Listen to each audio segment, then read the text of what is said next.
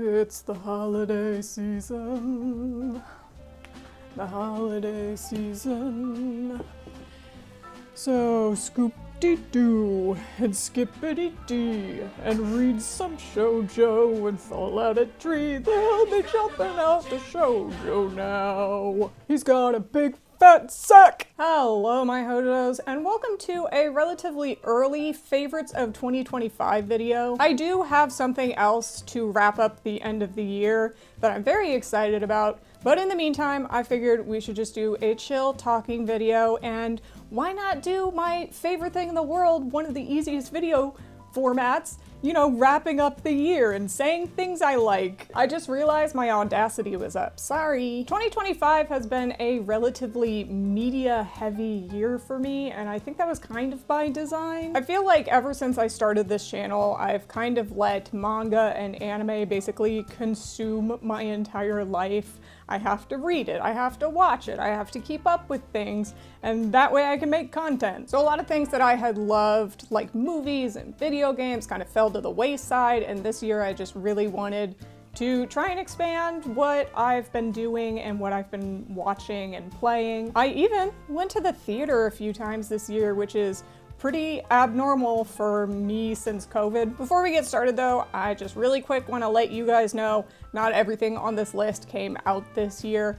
In fact, I don't think anything on this list really came out this year. These are just things that I personally liked or read or watched or played this year and could have come out at any point in time previously. So don't be coming at me saying, oh, why did you put a movie from 2023 on this list? Why'd you put a manga from the 90s on this list? Because I just got around to it, okay? Sometimes it takes a while for people to get around to things. They don't just pick them up immediately. Ho, ho, ho, enough of the fighting though.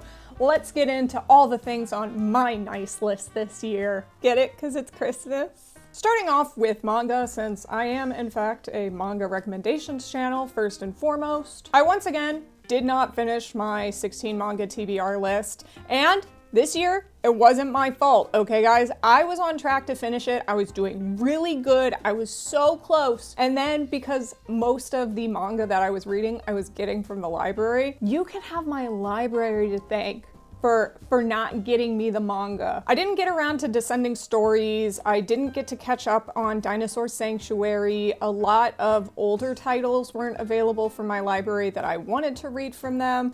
The only one on my list that I could have read that I didn't get around to was Noragami, and I think it's because I read Beastars this year, and that was a really long shonen series, and then I just kind of got burnt out from a longer series. That one's on me, okay? That one's not my library, but the other ones are. I did, however, read a good portion of the list, and 3 of them ended up on my favorite reads for this year. First of which is Goodbye My Rose Garden. This is a very lovely, dramatic Yuri series that was only 3 volumes long. The dreaded short Yuri curse strikes again.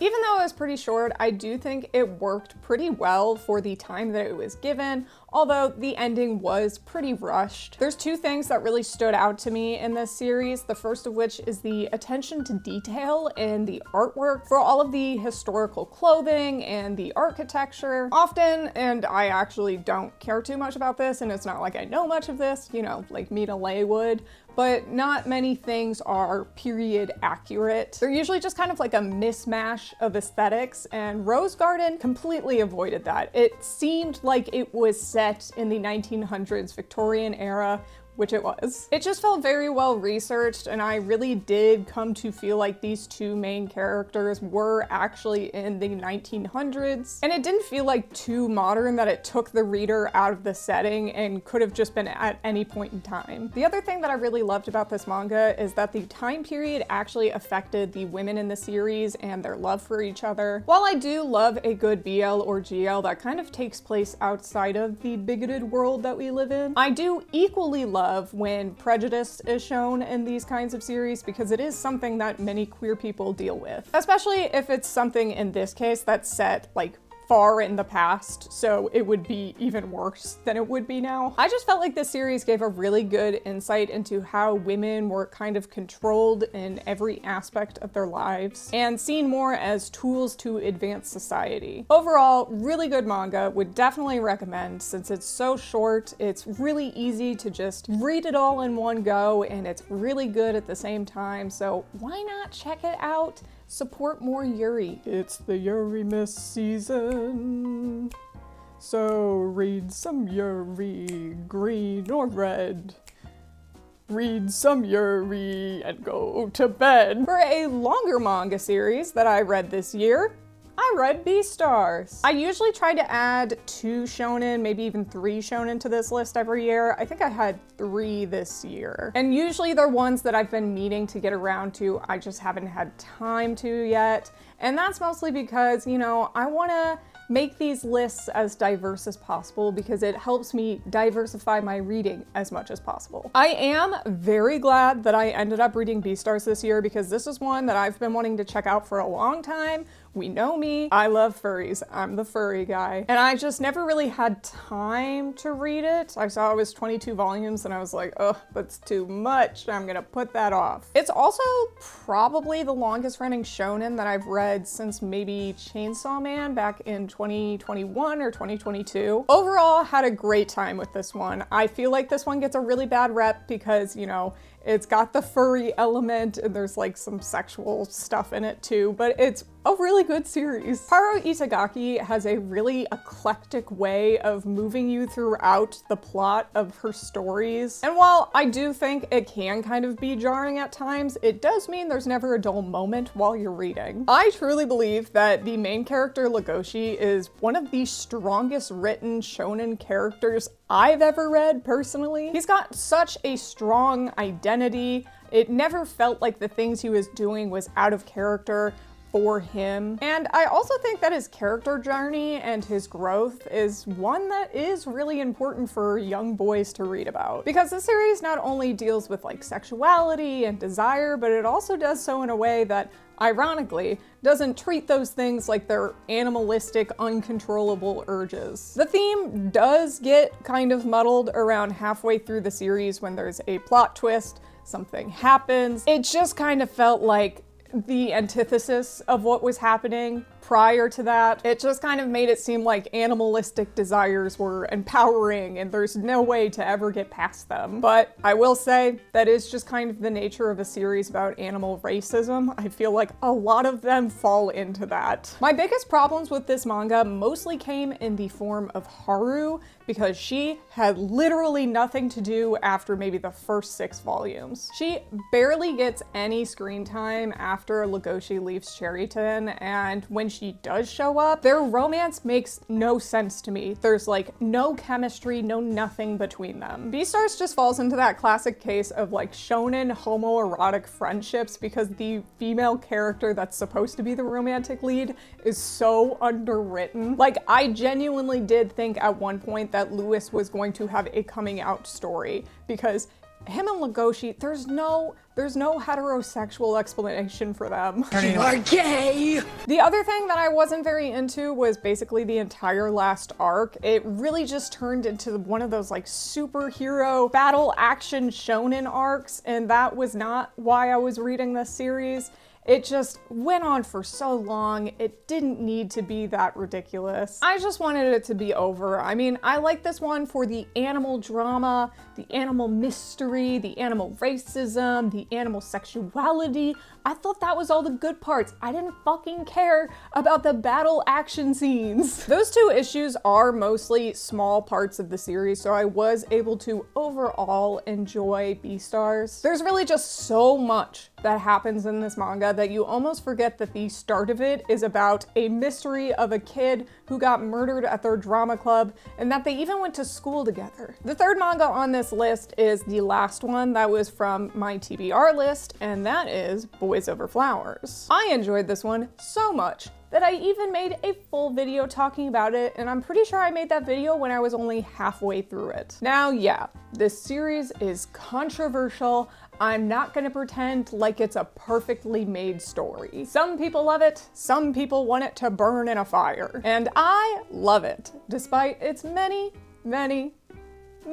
flaws. And that's because it has just as many positives to it too. First of which is Tsukushi, who is just a fun, stubborn, lovable character. She's never scared to fight back when she can, and she will sass anyone that talks back to her. I was also surprised by how fresh this manga felt, even though it was written in the 90s. And it isn't even just from how it felt pretty modern despite being an older manga, but also because it's a 37 volume long drama series, and it never felt like it was going stale. You hear 37 volumes and you think to yourself, how the hell could something necessitate that kind of runtime? Then when you're reading it, you're fully forgetting that you're already halfway through and it's only been one day. Kamio has just mastered the art of a good cliffhanger chapter. And even when you see the pattern of what her story is doing, because it's not like every single arc was super unique and different, there was a pattern to it. The arcs themselves are still really exciting despite that. It's truly just insane to me how intoxicating her writing is. I know, the relationship between Domyoji and Tsukushi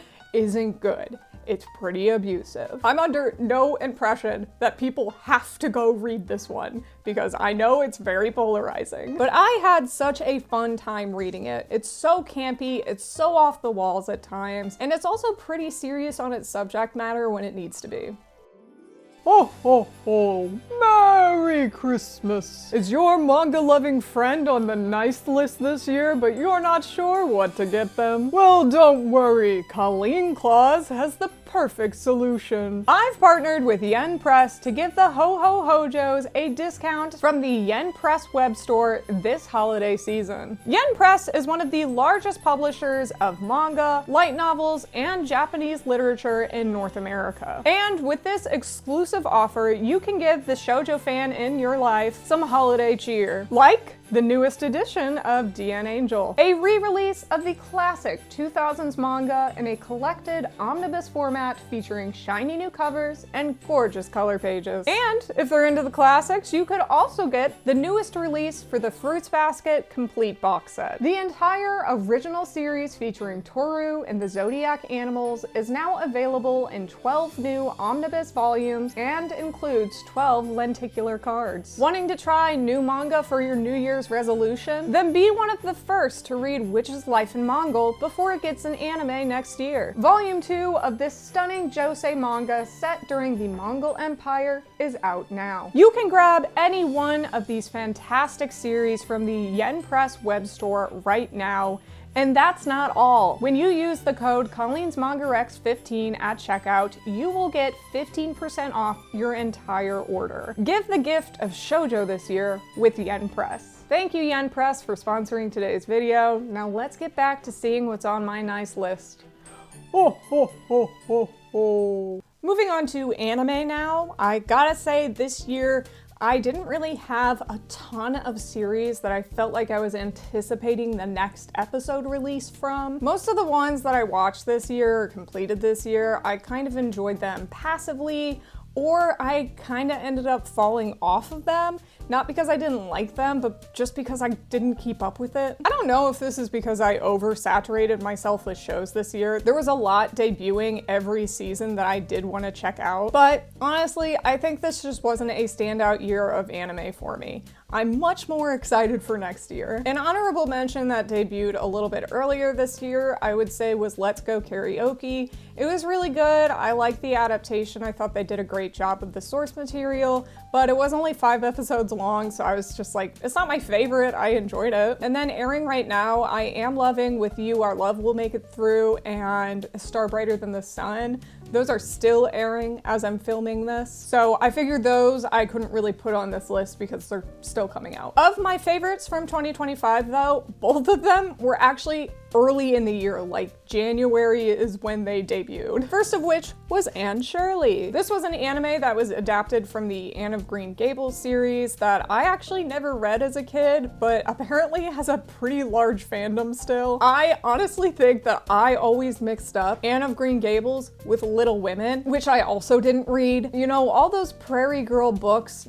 they were not for me. I was not reading those. All that to say, going into Anne Shirley, I had no idea what was going to happen in this series. I hadn't watched the previous anime adaptations either, so I was going into this one completely knowing nothing. But after coming out of the series, I can 100% see why this one has such a loyal fan base. Anne is such a great character. She's so perfectly charming and lovely. She's both great as a relatable character for young girls, and also she's a great kind of mascot, if you will. Mostly in her younger years, she reminds me of characters like Judy Blume or Madeline, where they kind of get up to antics and they just have a very recognizable design to them. What I love about the story especially though is that Anne doesn't just stay as a young kid, she actually grows up throughout the series. We get to see her make mistakes throughout her life, not even just childish ones, but ones with actual consequences. We also get to see how she deals with tough life decisions, like in one moment when she has to decide if she's going to accept a scholarship or deny it and stay home with her adopted mom, all of which was so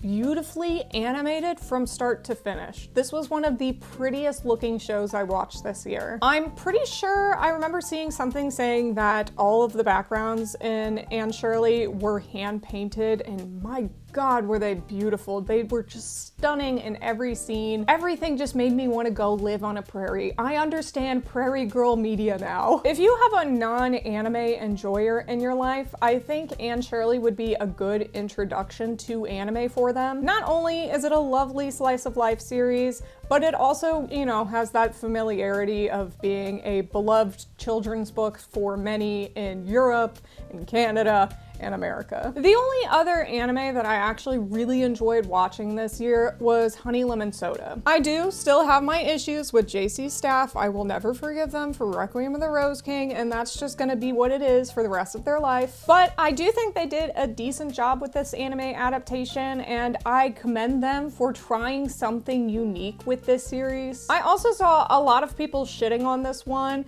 and to that I say, let people have shy girl representation in their media. Shy girls deserve love too, and let Uka live. She is literally precious and perfect, and I love her. She's my girl. That being said, I do have to admit that when I first read the manga, I wasn't really feeling it in volume 1, and it did take me around 3 volumes to really get into it, so it's not like I don't understand why some people may not have liked the beginning of this series. Since I keep up with the manga for this one, I don't have too much to say about like the story and the characters because, you know, most of it is from the manga. So the thing that I really enjoyed, especially about the anime adaptation, was the unique approach to animation that they had on certain episodes. There were 2 episodes that I think were made by the exact same director. It was one in the middle and one at the end, I believe. And those 2 episodes had so much charm to them. The one I'm thinking of specifically is when Uka is in the relay race, and there's just this beautiful blue and yellow animation sequence where she's running towards Kai and she like grows wings on her back. It's so pretty. I'm so glad they did something unique with this anime. To some degree, I think it was reminiscent of like old Mamoru Hosoda movies, like The Girl Who Leapt Through Time or Summer Wars. I don't know the technical term for that animation style. It was just very fluid. It was so nice to look at. I just fully appreciate when chances like this are taken for anime adaptations, especially for shoujo series, because I'm not always looking for a one-to-one adaptation, because when the team gets creative, I feel like you get to see them actually appreciate a series.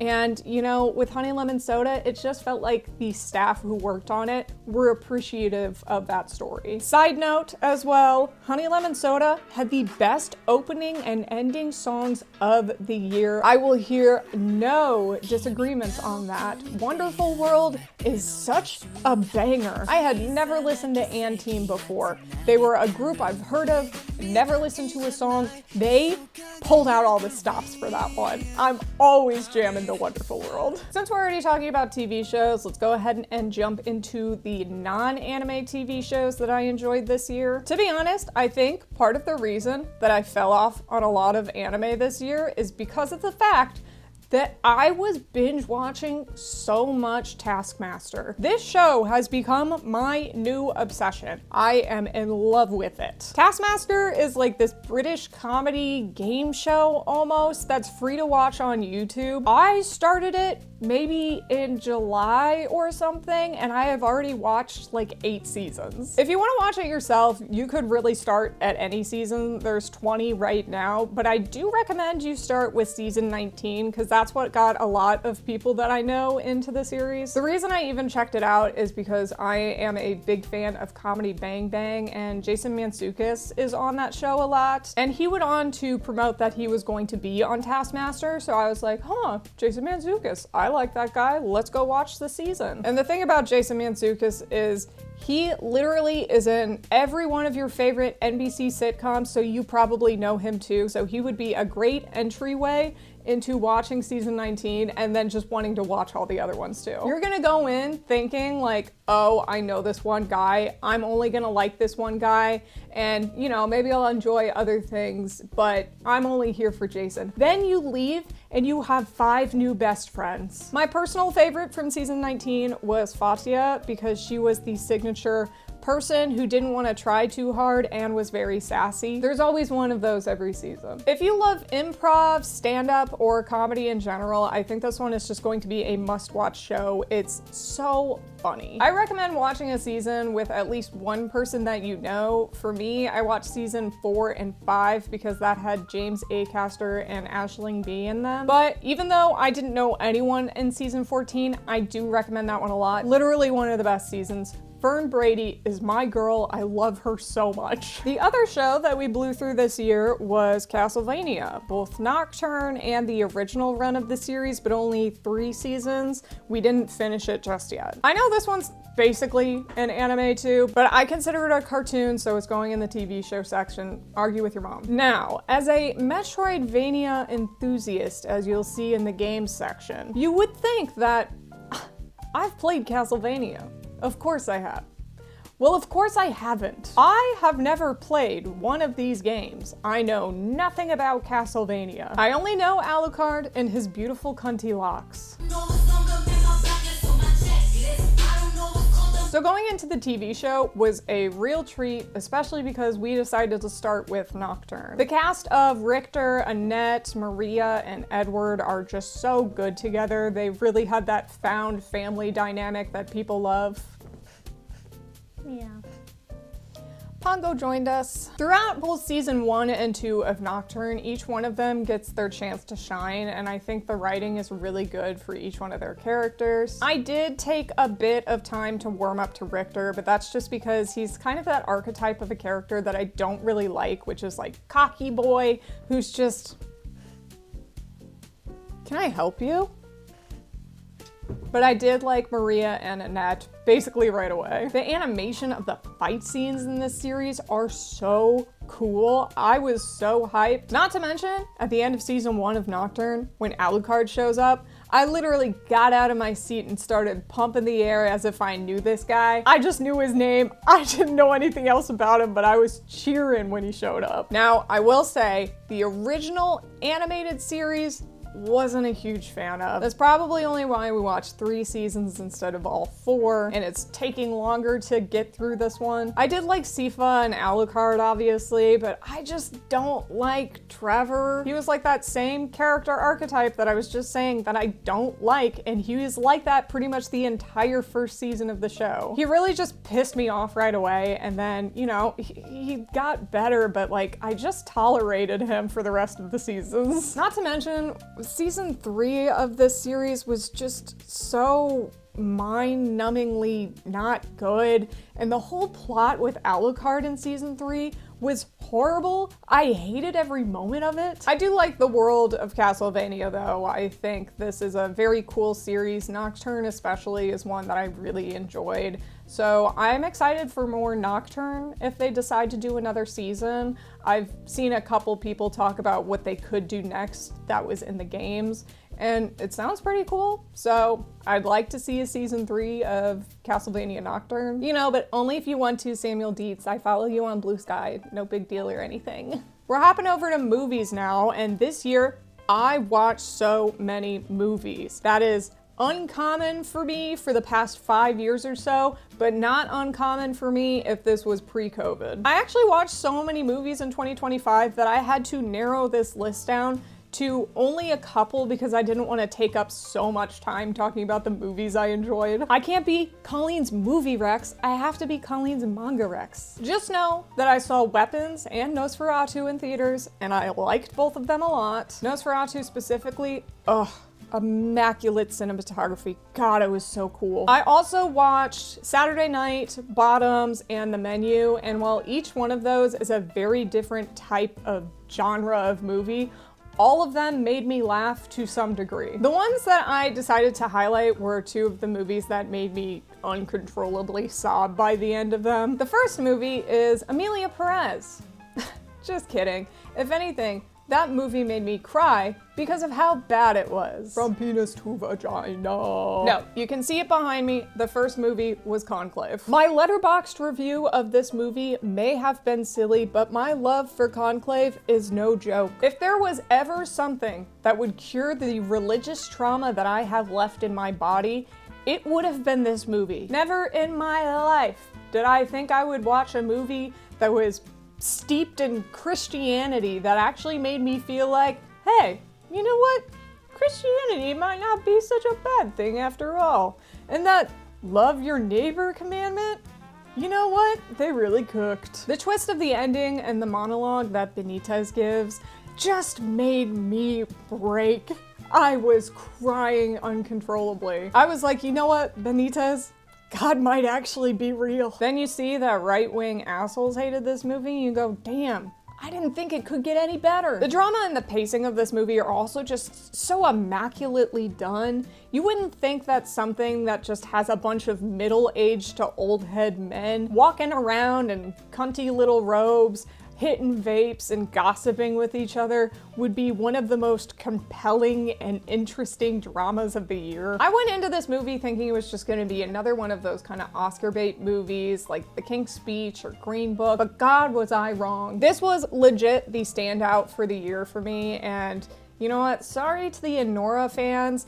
I really wanted Conclave to win Best Picture. I think it should have won Best Picture. The other movie that left me sobbing by the end was Past Lives.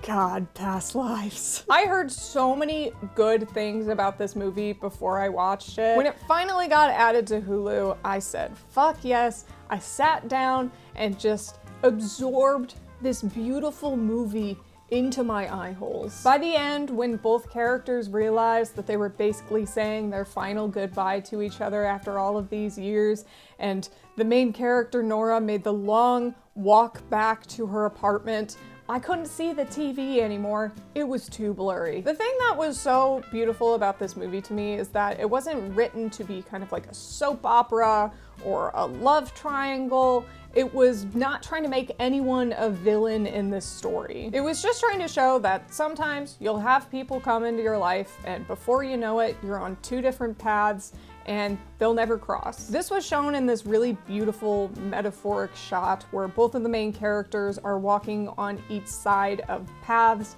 and there's a wall between them, only with like gaps every now and then where they could like catch glimpses of each other. It was such a good shot. It was one of the most visually striking in this already visually striking movie. And I think the way that the camera would just linger on shots for like really long times, it would really show you the characters staring at each other and just kind of like sitting in this quiet, almost uncomfortability. If you're a yearner like I am, this is the movie for you. It's not like a super happy movie by any means, and I wouldn't say that I was sobbing by the end because I was just so distraught and sad. It was just, you know, it was like saying goodbye. You know what else I do to feel pain though? Play fucking video games. And this year especially, I fucking gamed like no other gamer could game before. Unfortunately, once again, that does mean I had way too many favorites, and once again, I forgot my Audacity was up. Unfortunately, once again, that does mean I had a ton of favorites this year, so I had to really narrow it down to my favorite games. So, honorable mentions are as follows. First of which is Iconoclast, which was a very unique Metroidvania, not really one that I've played before. It was narrative heavy, it was a lot different in its combat system, super unique, highly recommend that one. The other one that I played that was really unique was called Ultros. This is another Metroidvania, but it kind of played around with the Metroidvania format by adding in like farming mechanics and a looping mechanic as well, kind of similar to like a roguelike. The visuals in Ultros are also really trippy. It's one of the coolest looking games I've played. Anyway, those were some really good games that I liked, but let's go ahead and talk about my 3 absolute favorite games of this year. The first 2 are ones that I was kind of not expecting to come out loving as much as I did, because I just found them at random. I wasn't expecting anything from them. I'll start with the shorter one of the 2, which is Symphonia. This is a pretty difficult platformer game that has this beautiful orchestral theme to it, hence, you know, the game being called Symphonia. Every level design plays into the instrumental theme. The character uses instruments for their weapons. There's so many different ways that instruments are put into this game, and it's so immaculately made. There's 4 different areas focusing on pianos, wind instruments, brass instruments, string instruments. And obviously every area that has a specific instrument to it has those instruments in the background music, and the background music absolutely gorgeous. You're gonna be raging over jumping too far and running into spikes, and there's just gonna be some like beautiful strings, the smallest violin in the background playing for you. The goal of this game is pretty simple. You're just a guy who needs to reunite 3 other guys of the orchestra so you can get the symphony back together and save the town. But it's really the world building and the insanely good platforming designs that you're gonna want to play this for. If you're anything like me, you are constantly trying to find a platformer that's got a good balance between being difficult but still being fun. And I would hazard to say not many platformers strike that balance, but Symphonia does. The controls and the movements of your character just feel so fluid. There's a great flow to this game. You use this violin bow to hop all over the place for your double jumps and to stick to walls. It's a really fun little design that they came up with. There are also some side quests that make this game feel a little fuller than it actually is. My main gripe with this one is that I wish it was longer. It was a really short game and I could have played, 30 more hours of it. But this one did start off as a student project, so hats off to them. I am just happy this one got a full release because it is one of my favorite games. I think I'm gonna go back and play this one again soon. The next game that completely shocked me with how much I liked it was Aeterna Noctis. I literally don't even remember how I found this game. I had actually realized that I played a game from the same studio called Eden Genesis prior to finding this one, and I promise you, I didn't find this one because I had played that one first. I didn't find out that it was the same studio until I started playing Aeterna. And if we're talking about platformers that are both difficult but fun, let me tell you guys something. Aeterna Noctis is gonna beat your fucking ass. This game hates you, it hates your mom, it hates your pet, it hates your style, it hates everything about you, it wants you dead. But even through all that, God, this is such a fun game. I'll start with the fact that the map for this one is probably one of the largest maps I've ever encountered in a Metroidvania. After Image might be bigger, but I ended up dropping that one, so I don't know if it actually is or not. But the fact that this map is so extensive and so varied really makes it stand out. There's an area with dragons, there's one with ghosts, there's a dream palace, there's like an electric power plant, you go to space at one point, and somehow all of these things, even though they are super uncohesive, feel cohesive in the game. The platforming for each area is also incredibly difficult. It's also varied for each area, which I really like that too. There was this one platforming area that they introduce you to that took a while for me to get the hang of, which was like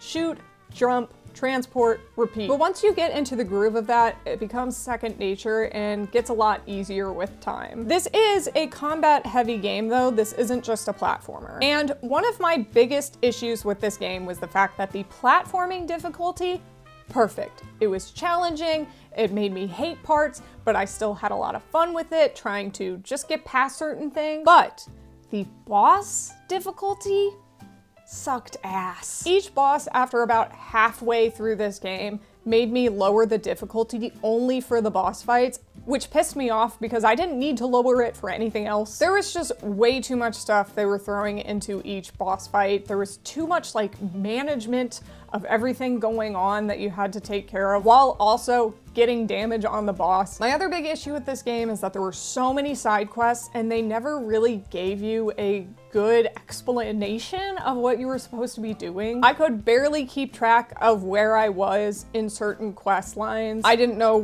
where it wanted me to go. You kind of just have to run around like a chicken with your head cut off for a while and hope that you run into something that was supposed to be for certain quests. If you are into a challenge though, you want some good platforming, then I definitely recommend Aeterna Noctis. You'll put in a ton of hours into this one, but you'll have a great time. And in the meantime, you may also break a TV, a Switch, a PlayStation controller, you know, any platformer that you play it on. For my last favorite thing on this list, this was the thing of the year for me. Let me take you through a little bit of lead up for this one. Two of my favorite Metroidvania games of all time are Ender Lilies and Hollow Knight. Earlier this year, a sequel to Ender Lilies called Ender Magnolia came out, and unfortunately, it left me very underwhelmed. The first game was so intricate and beautiful. I felt like it was very varied in the combat methods that you could choose. It also had really different level designs. Nothing felt the same. Magnolia, on the other hand, I don't think I could tell you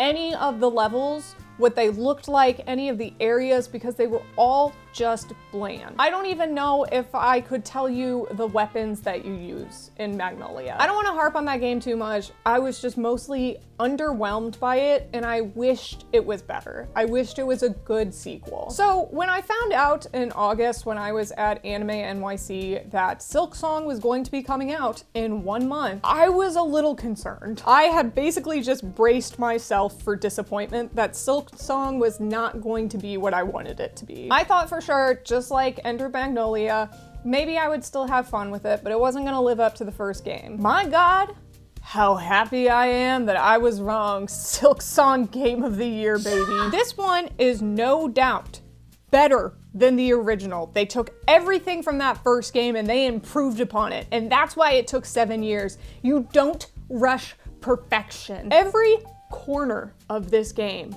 has so much lore built into it. There's nooks and crannies. You could spend hours upon hours looking for every single hidden wall, and you probably still wouldn't find them. One of the best things about this game, though, is the updated gameplay. Hornet is so much more satisfying to play than the Knight is, which is kind of insane because I never thought that any character would feel better than the Knight did when you play as him. Her movements feel nice, they're so fluid, she's really fast, she's quick on her feet. Any of her new abilities is just better than the last two. A lot of people complained that you start off with this unfamiliar downward slanted slash, and while, yeah, it is unfamiliar, I don't think it was that bad, and you quickly get the Wanderer crest, which basically gets rid of that. Speaking of which, I think the crests were a really good addition to this game. Basically, they were the updated version of the charms from the first game, and it gave you a lot of freedom to play with your loadout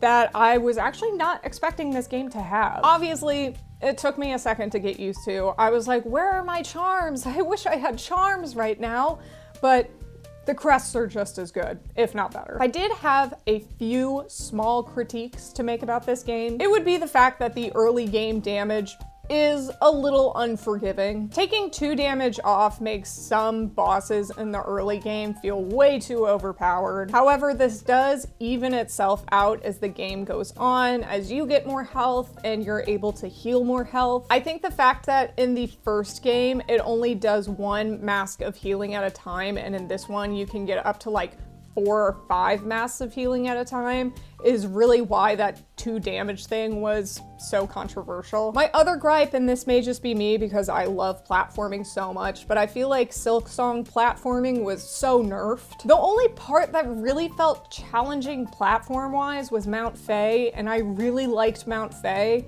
I wish there were more areas like that. It was just very different from Hollow Knight, where I felt like every single area had some difficult platforming challenges that you had to overcome, and this one just didn't have those. It was just much more combat heavy overall, and while that wasn't bad, I just wish there was more platforming. Some people might disagree, I don't know. Maybe the platforming was harder and just playing Aeterna Noctis made me get good in the meantime. I can't believe I get to say this though, but Silksong finally came out, guys, and it is the best damn game of 2025. After years of being on top, Hollow Knight is no longer my favorite game. Silksong is. And that about does it for all of my favorite things of 2025 that I read, I watched, and I played. I feel like this year I did kind of like finally stop focusing solely on making content and making videos, and I actually got to experience other forms of media for once outside of like manga and anime. One thing that I think has always made me feel more creative is watching movies, and the fact that I got to watch so many movies this year made me feel like I was kind of getting back to that creativity I used to have. I know it's not exactly the end of the year just yet, but I do want to take a second to say thank you to all my hojos for watching my videos this year. I very much appreciate it. I achieved a lot of goals that I set for myself this year, one of which being a very big milestone for me, which was doing a panel live in front of an audience at C2E2. I hope to do that again at C2E2 and ASIN this year. I already applied for panels for both. Thank you to the people who were able to come to my panel this year, and also the ones who went to my meetup at Anime NYC.